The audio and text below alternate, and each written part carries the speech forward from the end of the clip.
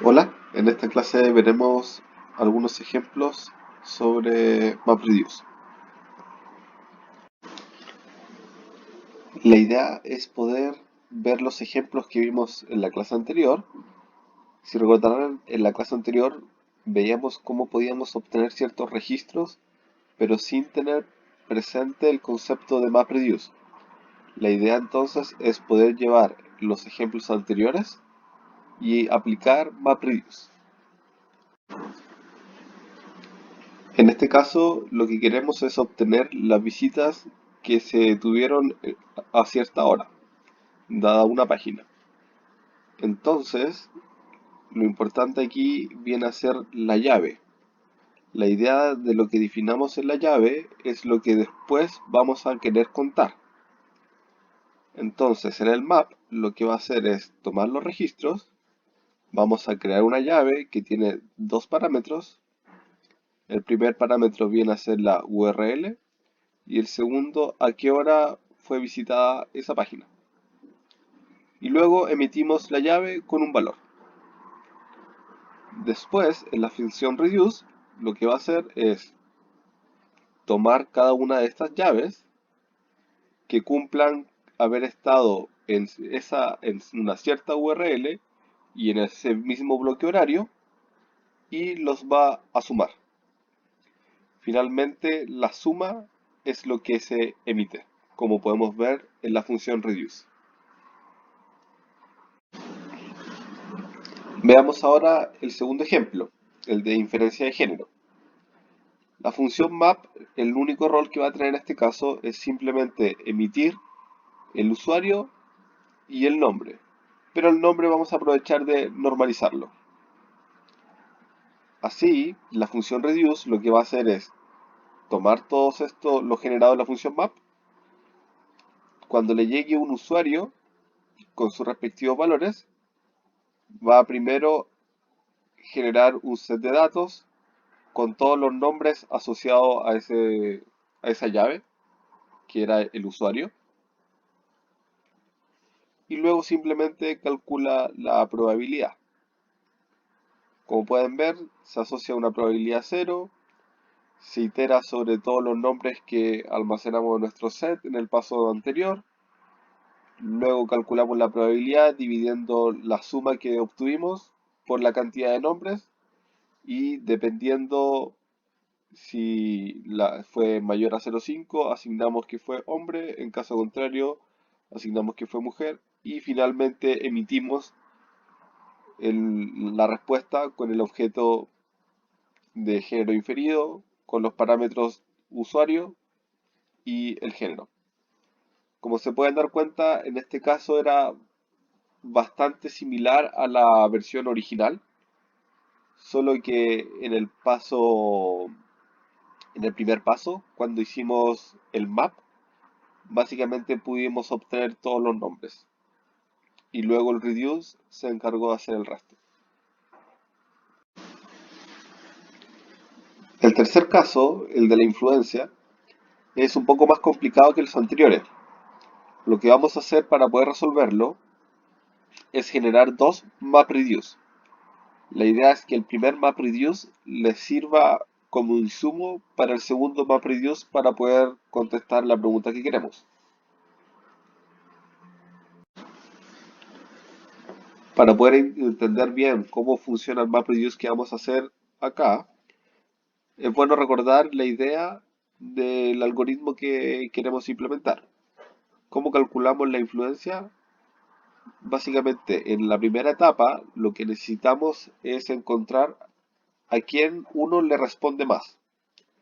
Si es que a esa persona que nosotros le estamos respondiendo, significa que es quien más nos produce influencia a nosotros. Y luego, para poder ver la influencia total, se calcula, dado una persona, en cuántos casos fue la más influyente. Y así podemos obtener un puntaje global de influencia. Dicho lo anterior, el primer map lo que hará será emitir como llave el responder ID y el valor va a ser el source ID. Luego el reduce lo que estaría haciendo es hacer un map, luego recorremos los registros y le vamos sumando uno y finalmente emitimos quién fue el top de influencia para cierta persona. Luego, el segundo map lo que va a hacer es tomar todos los top y simplemente le va a emitir con un uno. Para luego en el reduce calculamos el puntaje de influencia teniendo a cada uno de los influencers y sumamos todos los valores respectivos en los que esta influencer salió como top para las distintas personas. Y eso finalmente es lo que emitimos. Hablemos ahora sobre la naturaleza de bajo nivel que tiene MapReduce.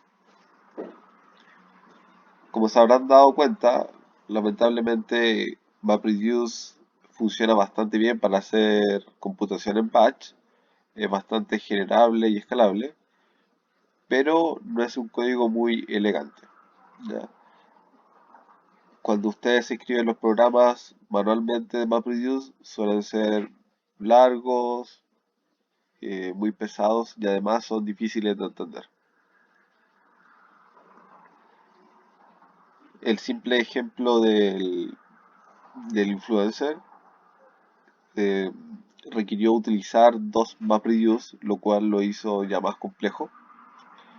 Y además hay ciertas partes que estuvimos omitiendo, que es todo lo que tiene que ver con la lectura en el input inicial y además de la escritura en el output. También tenemos que tener en cuenta los pasos intermedios entre map y reduce que van generando cierta data que es necesaria ir limpiándola en el disco. Para poder seguir ilustrando que MapReduce puede volverse bastante complejo, vamos a implementar un MapReduce que hace un inner join. Para eso vamos a contar con dos datasets. El primero contiene los campos ID y edad, y el otro contiene ID, género y localización. La idea es poder hacer un inner join entre estos dos datasets. Como pueden ver aquí, este sería el ejemplo de las tablas que queremos hacer un inner join y el resultado que estamos esperando. ¿Cómo quedaría entonces la función map? Primero, notemos cuál es el input que le estamos dando a nuestra función map. Estamos indicando el directorio fuente. Entonces, si es que el directorio fuente es data age, vamos a emitir el record ID en lo que es el key. Recuerden que siempre lo que emite la función map tiene que ser un key value.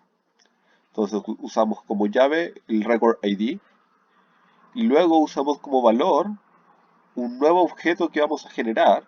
Este objeto tiene dos propiedades, side y values. En side va a tener L y values va a tener el valor que nosotros queremos conservar. En caso contrario, en el que no estemos utilizando los registros que están dentro del directorio fuente, vamos a emitir en la llave el ID y en el valor vamos a emitir otro objeto que en este caso va a ser como side R de write y los valores que queremos rescatar, que serían género y localización. Ahora, para hacer el reduce, vamos a inicializar dos arreglos vacíos, side left y side right. Luego vamos a recorrer cada uno de estos registros y si es que pertenece un registro al left, lo añadimos al side left. En caso contrario, lo añadimos al side right. Y finalmente hacemos un for sobre los dos side left y side right para poder concatenarlo y así finalmente tenemos el cruce que estábamos buscando.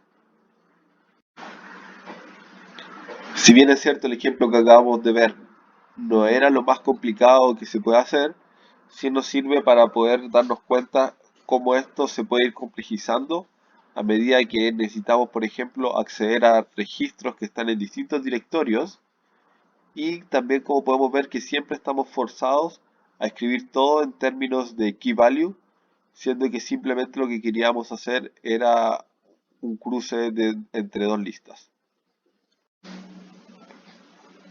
Imagínense que quisiéramos hacer un join entre múltiples campos.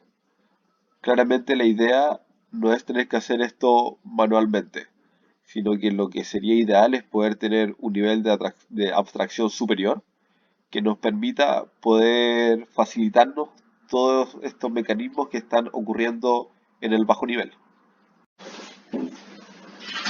Para ir cerrando, veremos un último ejemplo.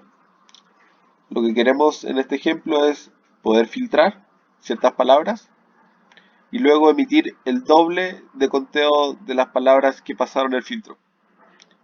Entonces, como podemos ver acá, vemos una función map que va a recibir las oraciones. Ahora, por cada palabra en las oraciones, vamos a ver si es que debemos filtrarla o no. Si es que pasa el filtro, emitimos la palabra con un 1. Si se dan cuenta, esto es bastante similar a lo que hicimos en el ejemplo canónico. Luego el reduce se mantiene igual que el anterior. Hacemos el conteo, sumamos la cantidad de veces que aparece, pero a la hora de emitir el resultado, en vez de simplemente emitir el resultado, multiplicamos por 2. El código que acabamos de ver funciona y funciona bien, pero podríamos preguntarnos si es la mejor forma o no de hacerlo. ¿Por qué? Básicamente el problema que está es que estamos haciendo múltiples tareas en cada una de las funciones. Y eso no es siempre lo mejor que se desea hacer. Las buenas prácticas nos dicen que tenemos que tratar de hacer que cada una de nuestras funciones hagan tareas acotadas.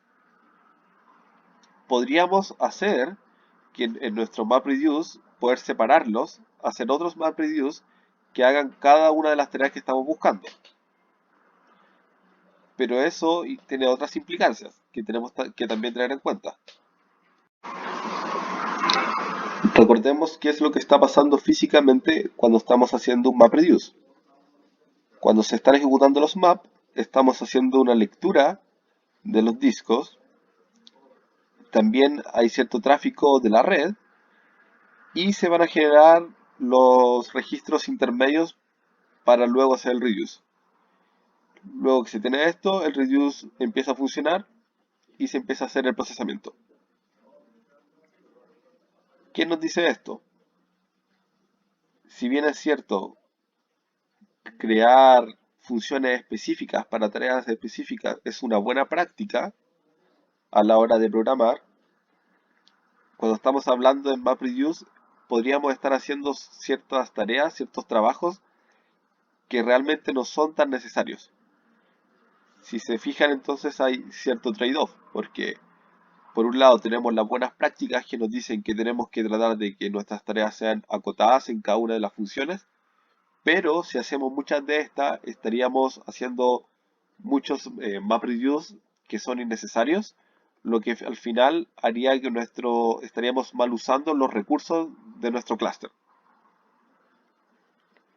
¿Qué es lo mejor? La idea es tratar de poder tener lo mejor de los dos mundos. No hay una respuesta para esto, simplemente la experiencia los va a ir guiando entre qué es mejor de las dos opciones. Con esto terminamos la clase de hoy. Estamos en contacto.